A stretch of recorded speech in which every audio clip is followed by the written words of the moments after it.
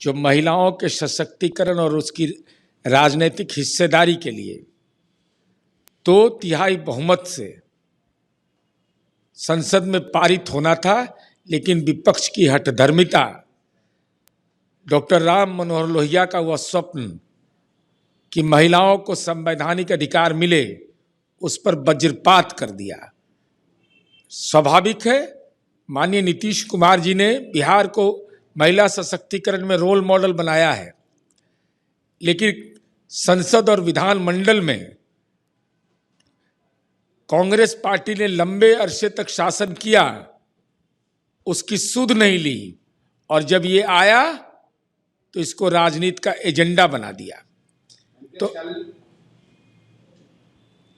ऐसी स्थिति में हमारी उम्मीद है कि विपक्ष को सद्बुद्धि तो नहीं आया, लेकिन महिलाओं का श्राप जरूर मिलेगा कि संसद और विधानमंडल में हमारी हिस्सेदारी क्यों नहीं, अगर आरक्षण की सुविधा मिल जाए तो जयकारा होता, नहीं तो श्राप का सामना करना पड़ता।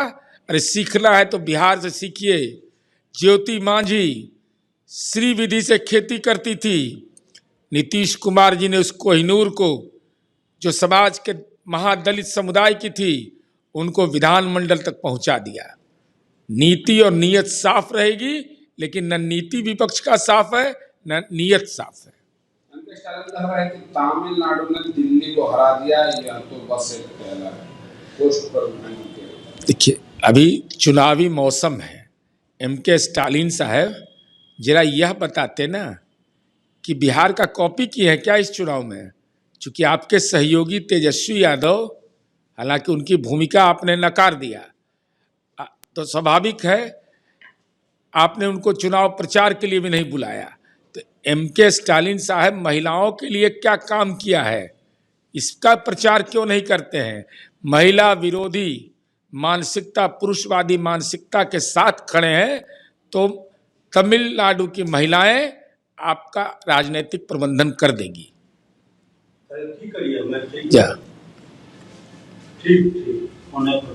अमित शाह ने कहा है कि आरक्षण बिल पर महिलाएं देख रही है, रुकावट कौन डाल रहा है?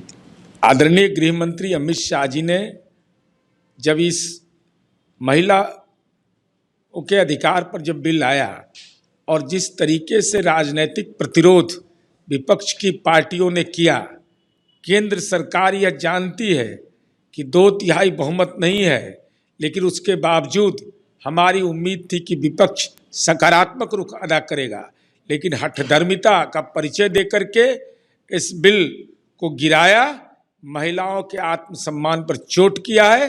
तो केंद्रीय गृह मंत्री का यह मंतव्य बिल्कुल सही है कि महिलाएं सब कुछ देख रही हैं। अब 50% जब एक तरफ देखेंगी तो आपका राजनीतिक प्रबंधन हो जाएगा। मान्यवर विपक्ष की सारी पार्टियां तैयार रहे। राहुल गांधी ने 3MS शादी, जादूगर और मोदी का इस्तेमाल करके परिसीमन बिल पर सरकार पर हमला बोला, कहा संविधान पर हमला नाकाम रहा। आदरणीय राहुल गांधी जी, आप इसको संविधान पर हमला बता रहे हैं। हम आपसे यह जानना चाहते हैं कि डॉक्टर भीमराव अंबेडकर ने इस देश का संविधान बनाया, महिलाओं को वोट देने का अधिकार दिया। आपके पूर्वजों ने लंबे समय तक कांग्रेस पार्टी ने राज किया, क्यों नहीं दिया अधिकार?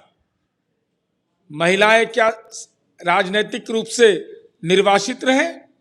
उनको संसद और विधानमंडल में उनकी हिस्सेदारी नहीं मिलना चाहिए?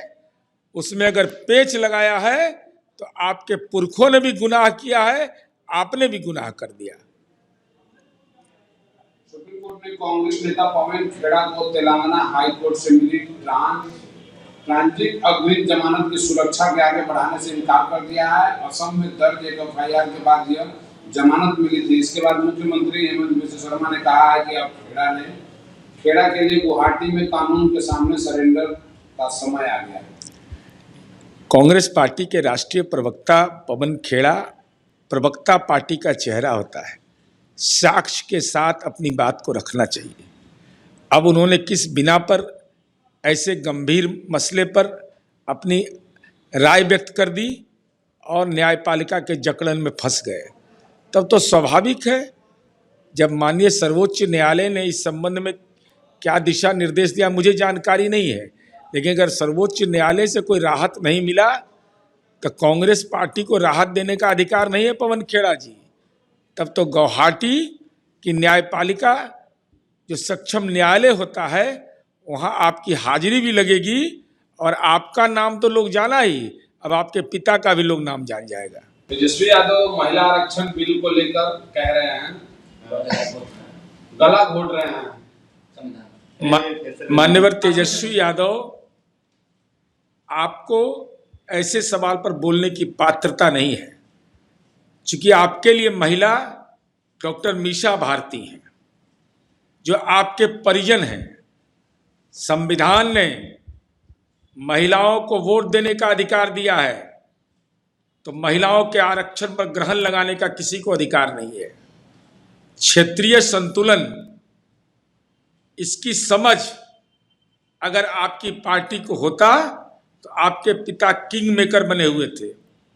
केंद्र में लालूवाद विचारधारा था, तो बिहार का क्षेत्रीय संतुलन जो विकास के मापदंड पर पिछड़ा हुआ था उस समय याद नहीं आया था। अरे आप तो पारिवारिक संतुलन के पक्षधर हैं, पारिवारिक हिस्सेदारी के पक्षधर हैं, इसलिए महिला आरक्षण आपके दिलो दिमाग के बाहर का चीज है। आपके राज्य की खबरें, आपके शहर की खबरें सबसे पहले जानने के लिए देखते रहें अमर उजाला। चैनल को सब्सक्राइब जरूर कर लें और पाएं हर अपडेट।